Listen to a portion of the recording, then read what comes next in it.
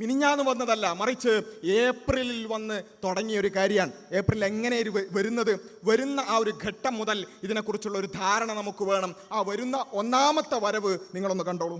നമ്മുടെ സ്കൂളുകളിൽ നമ്മുടെ പൊതുവിദ്യാഭ്യാസ മന്ത്രി അടക്കം ഇവിടെ ഇരിക്കുന്നുണ്ടല്ലോ. അപ്പോൾ ഏറ്റവും നല്ല ഒരു കാര്യം ആലോചിച്ചു കൂടെ എന്നുള്ളതാണ്. ഇപ്പോൾ രാവിലെ സ്കൂൾ തുടങ്ങി, വൈകുന്നേരം ലോങ് ബെല്ലടിച്ച് സ്കൂൾ വിടുന്നു.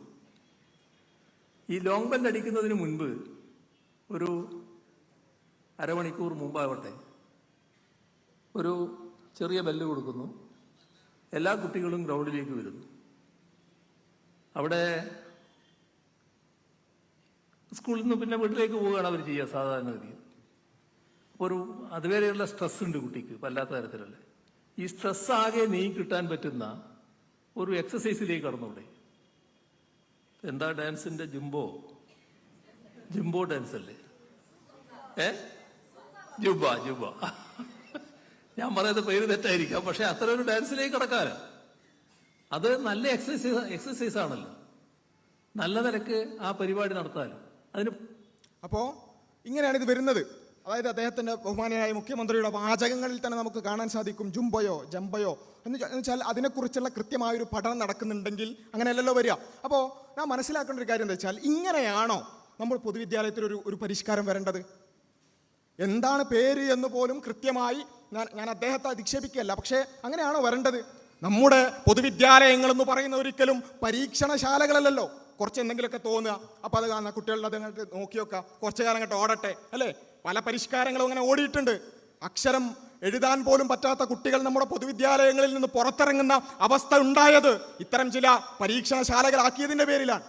അങ്ങനെ വേറൊരു പരീക്ഷണം കൊണ്ടുവരികയാണ്. എന്താ? ജുംബയോ ജംബയോ എന്താണെന്ന് അറിയാത്ത ഒരു സാധനം കൊണ്ടുവരികയാണ്. കാരണം എന്താ, ആരോ പറഞ്ഞിട്ടുണ്ട് അത് കുട്ടികളങ്ങനെ തുള്ളി കളിച്ചാൽ കുറച്ച് സ്ട്രെസ്സൊക്കെ റിലീഫാവും എന്നൊക്കെ പറഞ്ഞിട്ടുണ്ട്.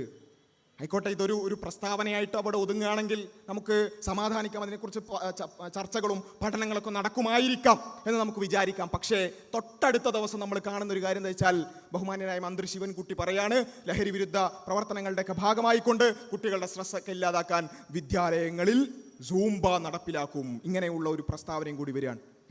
ഈ ജംബയാണോ ജൂംബയാണോ എന്നറിയാത്ത ആ ഒരു സാധനം തൊട്ടടുത്ത ദിവസം എന്ത് ചെയ്യാണ്, വിദ്യാലയങ്ങളിലേക്ക് നടപ്പിലാക്കുകയാണ്. പെട്ടെന്ന് ഹെഡ്ലൈനുകൾ വരികയാണ്, സൂംബ സ്കൂളുകളിലേക്ക്. ഇത് ഞാൻ പറയുന്നത് മിനിഞ്ഞാന്നത്തെ കാര്യമല്ല കേട്ടോ, 4 ദിവസം മുമ്പുള്ള കാര്യമല്ല, ഏപ്രിലെ കാര്യമാണ്. ഏപ്രിലിൽ ഒരു ന്യൂസ് വരികയാണ്, സൂംബ കലാലയങ്ങളിലേക്ക്, സൂംബ സ്കൂളുകളിലേക്ക്. അപ്പം നമ്മൾ അന്വേഷിച്ചു. ഇവിടെയുള്ള അധ്യാപക സംഘടനകളുണ്ട്, അങ്ങനെ പല ആളുകളുണ്ടല്ലോ.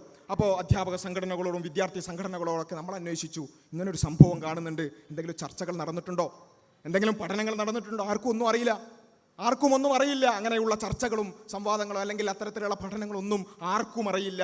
പെട്ടെന്ന് മുകളിൽ നിന്ന് കെട്ടി ഇറക്കുകയാണ്.